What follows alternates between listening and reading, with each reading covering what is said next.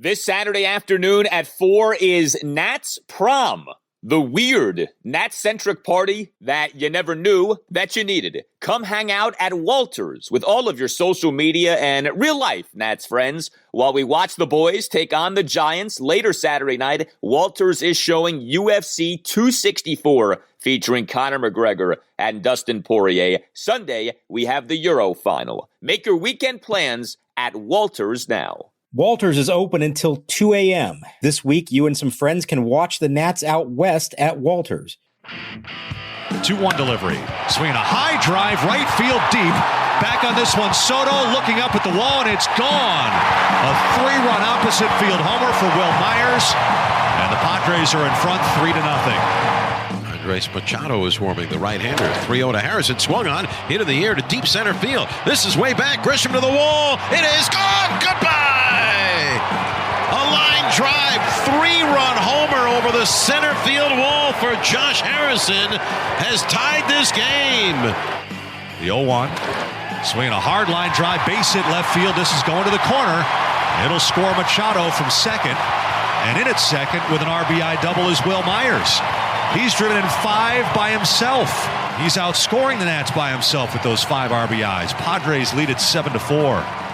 And welcome to Nats Chat for Wednesday, July 7th, 2021, along with Nationals insider Mark Zuckerman of MASNsports.com. I'm Al Galdi, host of the Al Galdi podcast. Well, the good news is the Nationals got 2 of their previously injured pitchers back, including a starter in Erick Fedde. The bad news is the Nationals lost at the San Diego Padres late night on Tuesday night, 7-4. Ends up being the final. Good to see Fedde back out there. I thought he pitched better than his final line indicated, but the outing ended up being not good enough. And Mark, the Nationals now have a very interesting decision to make with their rotation. Davey Martinez said late night on Monday night there would be roster moves. I don't know that we thought that one of the roster moves would be the activation of Fedde, and that now leads us to some more questions. Yeah, the Kyle Finnegan move, I saw that one coming. They were kind of tipping us off on that. I figured there'd be another reliever, just some other fresh arm they were bringing in. I did not expect Fedde to be back this soon starting this game because he had not faced live hitters at all. But they felt like his bullpen session between was good. It had only been 13 days since his last start. He still felt strong. And so they said, let's just put him out there on the mound. And, you know, he was all right. He certainly wasn't as good as we've seen him at times this year. And I think by the time he got to the 4th and 5th inning, he was running on fumes a little bit. But in the bigger picture, that's great to have him back because now you may even get another start from him before the All-Star break. And hopefully by that point, he's in a little more rhythm and back to himself again. So that's good. But as far as the decision now, I don't know. Here's what I would say. Right now, what this team needs more than anything are starting pitchers who can provide length for them. For their last 6 games, they have not reached the 6th inning. And that's having a major strain on the bullpen, which has held up, as well as it could under the circumstances. But at some point here, they've got to win with their starting pitching. And if they think that Fedde can do that, if they think Paolo Espino can do that, those are the guys who need to be in there, not those who are struggling to even get to the 4th or 5th inning on a regular basis. So the way this sets up, you have 2 more games at the Padres. Wednesday night at 10:10, Patrick Corbin will start. Game 4 at San Diego Thursday night at 9:10. As mercifully, we get a game that starts before 10:10 this week. Max Scherzer will start that game. And then you have this 3-game series at the San Francisco Giants to wrap up the Nats pre-All-Star break portion of the season. Like Mark just said, you could get another start at Fedde. He could start Game 3 at the Giants on Sunday on 4 days of rest. But if you do that, then you're looking at either Paolo Espino or Jon Lester being out of the Nats rotation. If we're just talking about the rotation being based on merit and nothing more, the answer is Espino stays, and it's not even a conversation. I mean, the numbers are glaring in terms of what Espino has done this year and what Lester has done this year. Even with Paolo having not been at his best on Saturday night, Espino, as of games through Monday, an ERA plus on the season of 1.52, 52% better than the league average. Lester, as of games through Monday, an ERA plus of 70. And even if you say, well, Espino hasn't thrown as many innings as Lester has, it actually is a little closer than you may think. Espino has thrown 40 innings on the season. Lester's at 60 2/3. More innings for Lester, yes, but maybe not as much as you might think. I mean, Paolo Espino, as of games through Monday, is second on the Nats pitching staff in WAR Per Baseball Reference this season, Max Scherzer's number 1 by miles, but the number 2 pitcher on the Nats in terms of WAR this year via Baseball Reference is Espino. So I know there's more to it than just the numbers on the year. Jon Lester is a veteran. Jon Lester is well respected. Jon Lester has his great, playoff track record, and he's tough as nails and all these things. But if you're doing what's best for the Nationals in 2021, Espino stays in the rotation. I agree with you on that. And I think here's how they can get away with this without having to really declare anything or to permanently remove Lester from the rotation. You just say, we're giving Lester this one off. It's the All-Star break. You're going to reset after that. He's a veteran. We're trying to watch his innings, whatever excuse you want to come up with. I think it's a natural way to do that without necessarily doing something that is, offensive to him or comes across as though you're treating a veteran with a track record like his poorly. You've got 6 starters at the moment because of what they did with Fedde. You have 3 more games this weekend and then a break. You put your best 3 out there, and I think they can justify that. Now, eventually that decision is going to have to come when they come out of the break. Davey did hint a little bit about how he knows Paolo is so important to them, but that part of what makes him important is that he can do so many different things. So maybe he's already trying to lay the groundwork there for moving him back into that swingman role where he starts on occasion when they need it, but they have him available, short relief, long relief, whatever it is. And, there's something to that, especially with the bullpen that has been so constantly in flux this year. And at the moment still doesn't have Daniel Hudson or Tanner Rainey. So maybe there is some value in that. But like I just said, I really think right now their priority has to be getting quality and length from their starters. You get that, everything else falls into place. And right now, I don't think it's any question that Paolo Espino is more likely to give you that than Jon Lester. I would be surprised if they demote Lester. That's not the kind of thing we see the Nats do often, but I think it's something that very much has to be on the table. I do think, though, what you just said about the way Davey is sort of setting this up, it does sound like Espino will be the odd man out. But we'll see. We'll see what the Nats end up doing. Espino has been really good on the year so far. He is our guy, the secret weapon. Get your T-shirt. Nats Chat is sponsored by Silver Branch Brewing Company, located in downtown Silver Spring, only a 1-minute walk from the Silver Spring Metro station. Silver Branch is a perfect jumping-off point to Metro down to the game. Park at the Cameron Street parking lot and meet up with friends for a beer and a bite to eat before metroing down. You can also get Silver Branch beer at Nationals Park. Beyond the Gnome World, one of Silver Branch's 4 flagship beers, is available at District Drafts at Section 223. Brewed to be light and refreshing, Beyond the Gnome World won a gold medal for the Saison beer style at the Great American Beer Festival last year. Beyond the Gnome World is deliciously dry and thirst-quenching and the perfect beer for hot summertime ball games. You may not be familiar with Saison, but take our word for it, baseball season is the perfect season for Saison, and buying from District Drafts to support your local breweries is a gnome run. Go to Section 223 and try Beyond the Gnome World the next time that you're at Nats Park, and make sure you stop by Silver Branch, located in Metro Plaza, just steps from the Silver Spring Metro. Silver Branch Brewing Company. When you come in, let them know that the Nats Chat podcast sent you. Fedde to the belt. Grisham off second. Cronenworth off first. The pitch. Swinging a line drive. Base hit into right center field. Robles over to cut it off. Rounding third. Coming home is Grisham. The throw will go into second. Over to third on the play is Cronenworth. And the Padres are back in front. It's San Diego 4 and Washington 3. All right, with Erick Fedde, I am curious about this. It's not often we see this. A pitcher goes on the 10-day injured list, and right away is brought back to pitch at the major league level. Fedde had not pitched in a few weeks. He'd gone on the 10-day injured list on June 27th, retroactive to June 24th, with a left oblique strain that, remember, he discovered it when he woke up on the morning of June 24th, and another instance of just atrocious luck for Erick Fedde in his career. Like I said, I did not think he was as bad on Tuesday night as the final line indicated, but it's certainly not like he was great. 6 runs in 4 into third innings. Began the outing well over the first 3 innings, 3 scoreless innings, but then gave up 3 runs in the bottom of the 4th, during which the big blow, the 3-run opposite field homer to right by Will Myers. Fedde in that inning allowing each of the Padres' first 3 batters to reach base. And then Fedde got charged with 3 more runs in the bottom of the 5th inning, although 2 of the 3 runs charged to Fedde were scored off the reliever Sam Clay, with him pitching on the mound. So better than 6 runs and 4 into third, but still not great. Do you think Fedde was disserved by not getting a rehab outing, or do you think the outing on Tuesday night really had nothing to do with Fedde having not had a minor league rehab start? I think in a perfect world, he would have had a chance to build his arm up again. Yeah, but I completely understand why they felt like it made more sense to do this. To put him out there and try to get 5 innings from him right now was better than the alternative, which essentially is, like we were just saying, if Fedde does not start this game, then you're either going with a bullpen game and Jeffrey Rodriguez starting, or you're keeping Patrick Corbin, Max Scherzer on normal rest, and now that's forcing you to start Jon Lester this weekend against the Giants. So I can understand the thinking behind it. And Erick himself said that he felt fine and he felt like it really wasn't that much time off and that he was good to go. And I did ask him, because we've been wondering all this time, how did he get hurt? He said he felt it probably a couple hours after that start in Philly. And he said it wasn't one particular pitch or one moment, but as he was sort of cooling down from that start, he noticed the pain in his side.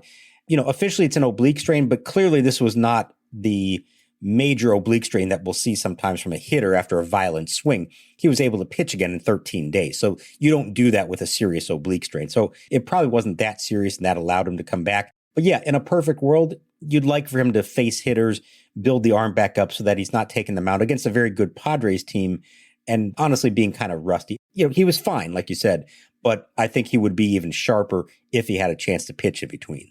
Yeah, I mean, the other thing with Lester, too, is you hate to lose his bat if they take him out of the rotation. So we'll have to figure that out. You mentioned Jeffrey Rodriguez. He pitched on Tuesday night. I almost thought that Jeffrey Rodriguez was going to need a minor league rehab outing with how infrequently he's been utilized since he got brought up from AAA Rochester. But Davey ends up using 4 relievers in this 7-4 loss at the Padres on Tuesday night. Bullpen overall was pretty good. 1 run in 3 2/3 innings. It's hard to complain too much about that. Like I said, Sam Clay, though, did allow a couple of inherited runners to score, so that line is a bit misleading. But Clay got the final 2 outs in the Padres' 3-run fifth. The returning Kyle Finnegan, good to see him back. He got activated on Tuesday. He'd been out with a left hamstring strain. The Nats optioning Ryan Harper and Kyle Lobstein to AAA Rochester. Finnegan with a scoreless bottom of the 6th. Andre Machado gave up the run in the bottom of the 7th on a couple of doubles.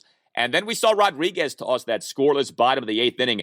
Mark, that was just his 4th appearance since the Nats selected his contract from AAA Rochester. That happened all the way back on June 12th. This game at the Padres on Tuesday night takes place on July 6th.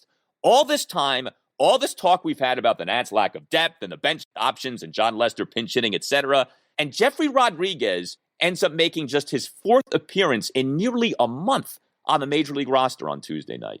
And 3 of them have been basically these kind of mop-up appearances. The first one was the emergency start. Obviously, they needed that one. They needed him up for that, and he pitched well in that one. Have they needed him this whole time since then? It doesn't seem to me like they have. It seems like they would have been better served with another bench player. But clearly somebody felt like they needed the depth and the extra arm just in case, and something else happened along the way. And truth be told, it's not like they had a lot of healthy bench options waiting at AAA either. They're down to their bare minimum at this point. We've seen what they've had to do just to get a couple of guys up as these injuries have cropped up. So, you know, I suppose I understand that to some extent, but it's felt like they really have not needed Rodriguez, or at least have not needed somebody from the bullpen.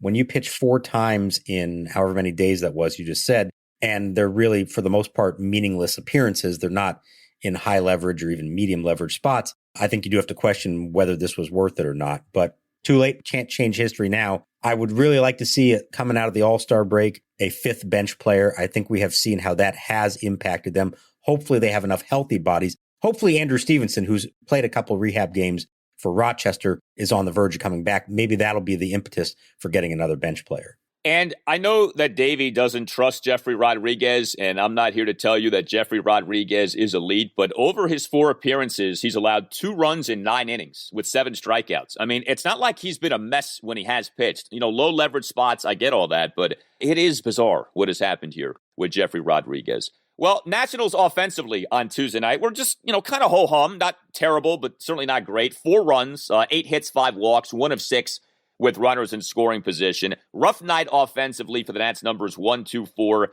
and 8 batters. Alcides Escobar came back down to earth, at least in this game, 0 for 4 with a walk. Trea Turner had a rough night offensively, 0 for 5. Josh Bell, who's been so good lately, 0 for 4 with a strikeout. And Victor Robles, 0 for 4 with a strikeout. But what stands out with at least 2 of those guys, Mark, with some of the defensive plays that were on display. Trea Turner, my goodness, what a bottom of the first he ended up having. Multiple impressive defensive plays on groundouts by Fernando Tatis Jr. and Manny Machado. Trea on the Tatis groundout for the first out, capably backhanding the ball while headed toward third base, then throwing across his body.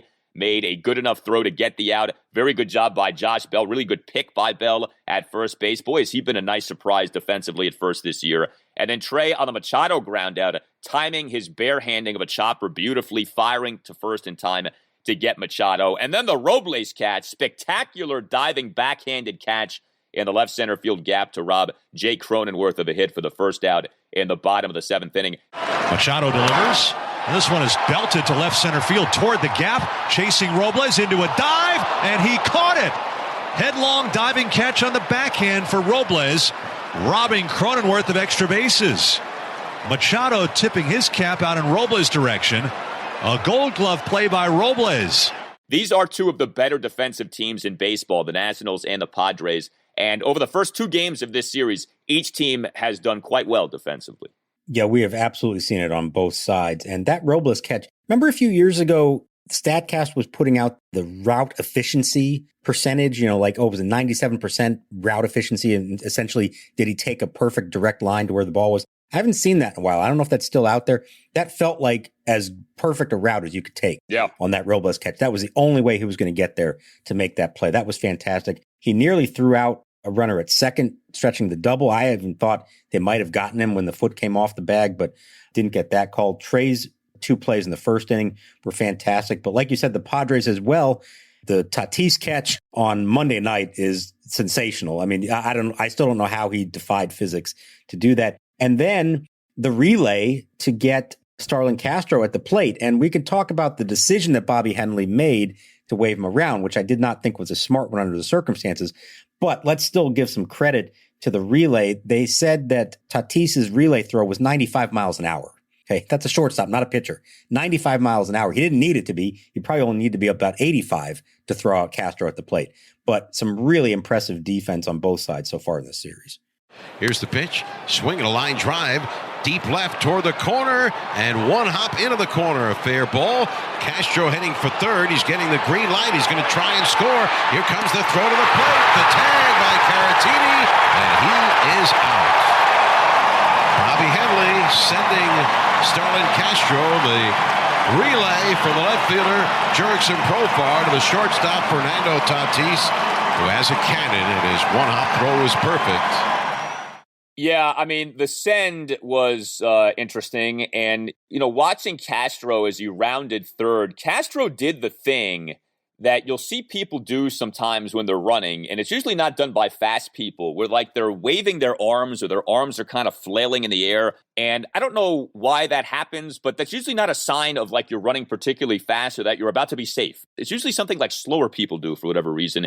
And he ended up being out. Now, Castro did have another good night offensively, 2 for 3 with 2 singles and a walk, but him getting thrown out at home on that Yan Gomes went out double in the top of the second and thrown out easily at home. One of a few outs that the Nats made on the base paths in this game. You also had Juan Soto, who himself had a good night, 2 for 4 with a homer and a single. We don't want to just, poo-poo that. Juan Soto with a 1-out full count solo homer to left in the top of the 6th inning.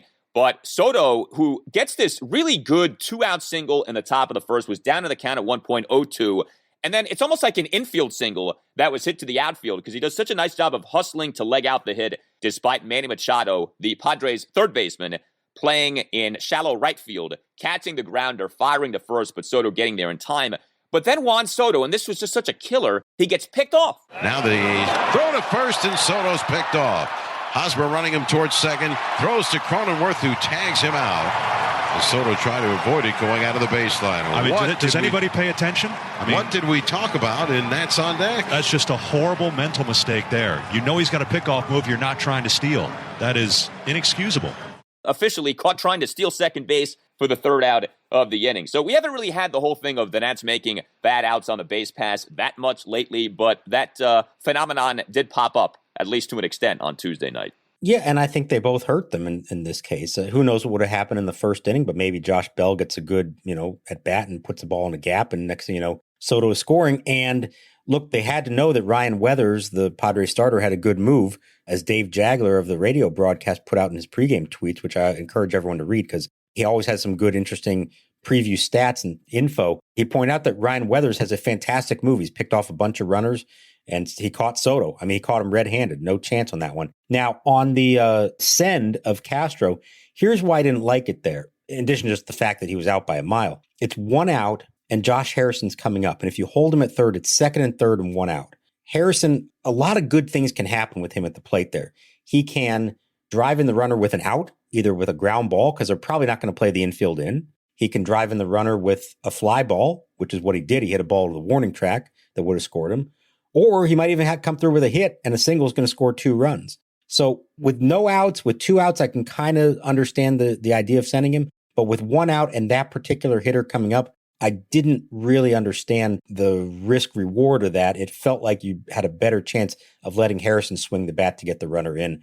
You know, obviously that cost him. And then wouldn't you know, 3 innings later, the exact same situation played out. Castro single, Gomes double. And this time they hold him at third and Harrison gets a swing. What's he do? He hits a 3-run homer. Yeah. Sending guys and being aggressive on the base paths is nice, but it's all like context dependent, right? I mean, you can't just say, well, we're aggressive, we always send guys. Like, no, the specifics of the inning matter. Who's doing the running matters. With Josh Harrison, was great to see him do as he did on Tuesday night. 1 for 3, 3-run homer and a walk. And that was some homer. A 3-run bomb to center field, top of the 5th, tied the game at 3. The homer going a projected 409 feet per StatCast. The homer, Josh Harrison's first homer since May 22nd. We've talked about Josh Harrison this year. Got off to the great start. Numbers really cratered. Good to see him hit a homer finally. I mean, his first homer in, a month and a half here. It's odd with the Nats this year. They've had guys in some major home run droughts. Juan Soto, Trea Turner, Victor Robles, Starlin Castro, now Josh Harrison. Like up and down the lineup, you've seen guys go weeks without hitting homers.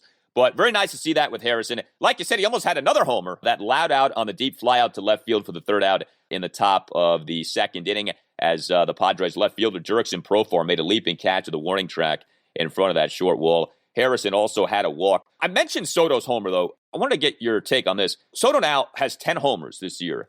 9 of the 10 are on the road. He has 1 home run at Nationals Park. I mean, is that just a quirky thing that means nothing, or is there something to that? That is bizarre that 9 of his 10 homers have come on the road. It's really bizarre, Al, and I wish there was a good answer for that. And he's been asked about it, and he doesn't know the answer to it, too. So maybe it is just a quirk. It's not like Nationals Park is a bad hitter's park, especially when the weather heats up. But for whatever reason, he has been able to elevate the ball on the road. And maybe on the road, he's been able to drive it the other way. We've seen a lot of his home runs have come to the opposite field. That's usually when he's at his best. He's not turning on a lot of balls and hitting them in the air. Certainly. This was a good one that he was able to go the opposite way with it off the lefty, right? Yeah, off Weathers. So I don't know. That's a bizarre one to me. I mean, he just finally got his first home run during the last homestand. And who would have thought it would take until, July 1st for that to happen? I certainly didn't. And I don't know if there's any good logical explanation for it. You got to believe that's going to even out eventually. But if nothing else, he just needs to hit more balls in the air wherever he's playing. And eventually those are going to start to go out for him. He continues to hit balls really hard. I know there are probably people hearing that who are sick of hearing that, but it is true. If you look at the StatCast data, there is so much to like with Juan Soto's season, with the exception of the launch angle. But he's hitting balls hard. Like if you can just fix his launch angle thing, the guy's going to go on a tear. We should also mention Yan Gomes. Really good night for him offensively on Tuesday night. Reaches base 4 times, goes 3 for 3, 2 doubles, a single, and a walk. He had a 1-out double to left field in the top of the 2nd, a double in the Nats 3-run 5th, a 2-out 5-pitch walk in the top of the 6th, and a 2-out single in the top of the 8th inning. We've noted this with Gomes. Obviously, he's been excellent this year throwing out base runners, but a good season offensively, especially when you view his season through the prism of a catcher. Like if you compare him to, first baseman and what they've done hitting-wise, it's maybe not that great. But with so few good hitting catchers in baseball, Yan Gomes doing a nice job. He's slugging .443 on the season, has a .766 OPS. With all the outrage over Max Scherzer not making the National League All-Star team, and there should be outrage, it's a joke. Yan Gomes has kind of gotten lost in all this of there was actually an at least decent argument for Yan Gomes to be on the National League All-Star team. There was. It turned out that the rest of the National League catching pool was a little deeper than I realized, especially offensively. Now, defensively, he's been phenomenal, been the best in the league at throwing out runners, and maybe that would have helped make the case. But I'm not surprised he didn't get as much attention around the league as maybe people who watch the Nats every day realize. But this was so remarkable. All three of those hits in Tuesday's game, they were like identical line drives down the left field line. Two of them were doubles. The third one he held up and decided not to go for two. But I feel like aside from, Trea Turner, maybe Josh Bell right now, there may be nobody else I'd rather have at the plate in a big spot than Yan Gomes. And that's a testament to what he's been able to do and come through in some big spots for them. And also, implication of the others like Soto and Zimmerman at the moment, Castro, who have not been able to deliver in big spots. But right now, Yan Gomes is a guy you want at the plate with runners on base in a big spot. He has consistently shown that he can do it for you. And that's been such a nice, pleasant development for them this year. We tended to think of him as like secondary to Kurt Suzuki the last few years. And maybe all along, they actually had themselves a really good quality starting catcher in Yan Gomes, and we're finally now seeing it this year. This is Yan Gomes' third season as a Nationals catcher. Of the many trades that have ended up being wins by Mike Rizzo over his time as Nationals GM, how about November 2018, the trade that landed the Nationals Yan Gomes with the Cleveland Indians. That's one of those trades that doesn't necessarily get highlighted a ton. The trade also, by the way, included Jeffrey Rodriguez, but that's a trade that really looks good looking back on it. The Nats getting what they've gotten out of Yan Gomes over these last 3 seasons. You can always email us here at the Nats Chat Podcast, natschatpodcast@gmail.com. We got this email from Sean. Quick question, simple question, maybe a complicated answer, but he asks, do you guys think we brought Victor Robles up too fast and stunted his hitting development? I would say no, but what do you say to that? I'm going to say probably not. He was very young when they called him up the first time, but he had a decent amount of AAA experience. This was not someone who made the quick leap from AA and didn't really spend time at the highest levels. And I look back at his full rookie season of 19, and I know there were some flaws along the way. It wasn't great, but I thought he was, for a rookie and a 21-year-old at the time, I thought it was pretty good offensively. And especially coming through in big spots late in games, he hit 17 home runs. I don't think what we're seeing now from him is a reflection of not enough development. Yes, there are things that you would say at this point in his career he should have learned how not to make the same mistakes that he has made, but I don't necessarily believe that that's because he didn't spend enough time in the minors. I think he had done what he needed to do at that level, and now it's just a matter of him making the adjustments at the big league level to account for what pitchers are doing to him. Yeah, I mentioned this in a recent installment of the podcast. Victor Robles initially was a ton of fun to watch offensively. He got called up briefly to the majors 2017, 2018, and like you said, the true rookie season of 2019. But if you add up what Robles did 2017 through 2019, 710 plate appearances. That's not a small sample size, right? 710 plate appearances. He had an OPS plus of 95. He was basically a league average batter. That's not great, but it was something. He had 6 triples during that span. That's another thing. We've talked about the homers. Where are the triples with Robles? He has 1 triple this season. He had 1 triple last season. Like, where's the electrifying Victor Robles that we thought we were going to have here offensively? I've mentioned this. I feel like the hope with Robles would be the Byron Buxton comp, that Robles, like Buxton, very good defensively, essentially from the get-go. It took Buxton years, though, to blossom offensively. Maybe for whatever reason that's happening with Robles, but clearly he has regressed offensively, and he's not close to the player as a hitter that we thought the Nats were having when he was coming up through the minors for all those years. But I do think there's still hope. It is only his age 24 season. It's not like this guy's 29 or something like that. So I don't think it's unreasonable to think that he could eventually become a much better hitter. But clearly, there's a ways to go with Robles with the bat. Well, think about how long they stuck with guys like Danny Espinosa and Michael A. Taylor, who were elite defensive players and struggled big time at the plate. So if their track record holds, they're going to give Victor Robles several more years to figure this out. And look, he has played an elite center field. That's nothing to gloss over, and that's an important thing to have in a center fielder. So if he can just start to figure it out offensively, they're going to want to keep him and not give up on him too soon. And as we've pointed out, we've been spoiled around here with some tremendous young, talented players who just take off right from the start. That's not always the path for everyone. Sometimes it does take a while. And in Victor Robles' case, and maybe even in Carter Kieboom's case, who knows what's going to happen with him. Sometimes it does take a few years for it to happen. I don't see them giving up on him, but you just need to see some signs. There just are not enough offensively. It's not even he's not hitting the homers and triples and all that. Like, he's just not hitting the ball that hard. It's not like we say, oh man, he got a hold of that one and it was caught at the warning track. Like, he's just not even coming close. It's weak contact all the time, if there's contact at all. And I don't know how to explain that, because that's not who we saw as a rookie in 2019. No, it's not. And there's been regression. Like, it's not that he's staying the same. It's that he's getting worse. And that's obviously troubling. Well, you tell us what you think. You can always email us, natschatpodcast@gmail.com, including if you would like to become a sponsor of the Nats Chat Podcast. Email the mastermind of the Nats Chat Podcast, Tim Shovers, natschatpodcast@gmail.com. You can always tweet us too, @Nats_chat. If you're listening, especially on Apple Podcasts or Spotify, if you could, please give the podcast a 5-star rating and just write like a 1-sentence review saying how much you like the podcast. Those things actually matter a lot in terms of the rankings of the Nats Chat Podcast. We continue to rate very well on especially Apple Podcasts in the U.S. baseball category, but we certainly would like to keep that going, so we appreciate all the help you guys can provide in that regard. I mentioned the Secret Weapon t-shirts. You can get one of those. You can get a Nats Chat Podcast t-shirt by going to natschatpodcast.square.site. That's natschatpodcast.square.site. All Nationals radio highlights on Nats Chat are courtesy of 106.7 The Fan. For Mark Zuckerman, I'm Al Galdi. We'll talk to you next time on the Nats Chat Podcast. 3-2 on its way. Swinging a high fly ball left center field. This is deep. Back on it, Grisham to the warning track at the wall. He's out of room and it's gone. An opposite field home run to left center about 3 rows in. That's number 10 on the season for Soto.